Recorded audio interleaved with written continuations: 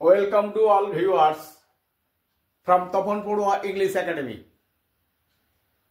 আপনারা যারা তপন পড়ুয়া ইংলিশ একাডেমির পক্ষ থেকে যে ভিডিওগুলো দেখানো হয়েছে, যারা প্রত্যেকে দেখেছেন তাদের প্রত্যেকের আমাদের পক্ষ থেকে সাদর আমন্ত্রণ। যে সমস্ত ছাত্রছাত্রীরা আমার এই ভিডিওগুলো দেখছো, তারাও কমেন্ট বক্সে কমেন্ট করতে পারো যদি নতুন কিছু নিয়ে আলোচনা করা যায়। তাই আজকের আমরা একটা নতুন টপিকস নিয়ে আলোচনা করব। ছাত্রছাত্রীরা যে জিনিসটায় বেশিরভাগ ভুল করে, কি করে না, হোয়েন, হোয়াইল ও ডিউরিং শব্দগুলো অর্থ একই হলেও বাক্যে ব্যবহার করার সময় ছাত্রছাত্রীরা ভুল করে ফেলে। সেইগুলো যাতে ভুল না হয়, কখন আমরা ডিউরিং ব্যবহার করব, কখন আরো হোয়াইল ব্যবহার করব, কখন হোয়েন ব্যবহার করব, সেইটি নিয়ে আজকে আমাদের আলোচনা। তাহলে দেখে নিই, হোয়েন, হোয়াইল ও ডিউরিং এদের শব্দের অর্থগুলো কিন্তু একই। যখন বা কোনো কিছু চলাকালীন, আমরা বলি না, যখন আমি স্কুলে যাচ্ছিলাম তখন খুব বৃষ্টি হচ্ছিল, যখন আমি লোকটাকে দেখলাম তখন সন্ধ্যা হয়ে গিয়েছিল। কখন আমি যখন মামার বাড়িতে ছিলাম সে সময় খুব আনন্দে কাটাতাম, আমি যখন ছোট ছিলাম তখন বেশ আনন্দে কেটেছিল। এই যে কখন আমরা হোয়েন ব্যবহার করব, কখন হোয়াইল ব্যবহার করব, কখন ডিউরিং ব্যবহার করব, কিংবা যখন আমি স্টেশনে যাচ্ছিলাম এক পলকে একটা খোঁড়া লোককে দেখলাম খুব কম সময়ের জন্য, আর সেটাও তো যখন আমি বাড়িতে বসে বই পড়ছিলাম তখন আমার মা ডাকলো আমাকে।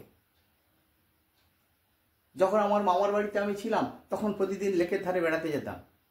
এই যে কখন কোথায়, কখন হোয়াইল, কখন হোয়েন, কখন ডিউরিং এই শব্দগুলো ব্যবহার করব, সেটা নিয়ে আলোচনা। দেখি, while going to school I saw a lame man. যখন আমি স্কুলে যাচ্ছিলাম তখন একটা খোঁড়া লোককে দেখেছিলাম। দেখো, হোয়াইল এখানে ব্যবহার করাটা সঠিক হয়েছে, কারণ হচ্ছে হোয়াইল শব্দটা আমরা কোনো কাজ খুব কম সময়ের জন্য ব্যবহৃত হবে। স্কুলে যাচ্ছি, গাড়িতে করে হোক, সাইকেলে করে হোক, বাসে করে হোক, যে কোনোভাবে যাচ্ছি। তাহলে লোকটা রাস্তার ধারে বসেছিল খুব কম সময়ের জন্য।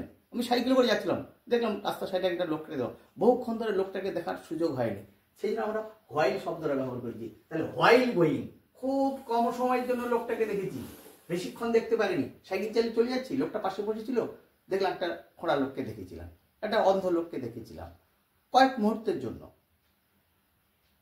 আবার কি করতে হবে, হোয়াইলের পরে কর্তা এবং ক্রিয়া অবশ্যই বসাতে হবে। হোয়াইলের পরে কর্তা ও ক্রিয়া, দেখো, হয় কর্তা বসবে না ক্রিয়া বসবে। দেখো, হোয়াইল গোয়িং সঙ্গে সঙ্গে বসেছি। তাহলে হোয়াইল যদি এরকম হয় তাহলে হোয়েন কিরকম হবে না, হোয়েন আরেকটু বেশি সময় ধরে হলে তখন হবে when. When raining I could not go out from school. যখন প্রচন্ড বৃষ্টি হচ্ছিল তখন আমি স্কুল থেকে বেরোতে পারিনি, বৃষ্টিটা অনেকক্ষণ ধরে হচ্ছিল। এই যে রেনিংটা বেশ কিছুক্ষণ ধরে হচ্ছিল। তাহলে while going to school, while raining I could not go out from school. বৃষ্টি হচ্ছিল, যখন বৃষ্টি চলাকালীন আমি কি করতে পারিনি, সেখানটায় আমি স্কুল থেকে বের হতে পারিনি। মানে হোয়েন যখন হবে তখনও কোনো কাজ অনেকক্ষণ ধরে চলতে থাকবে। এখানেও কিন্তু একই রকম, হোয়েনের পরে সাবজেক্ট অথবা ভার্ব বসাতে হবে, সঙ্গে সঙ্গে বসাতে হবে। While raining,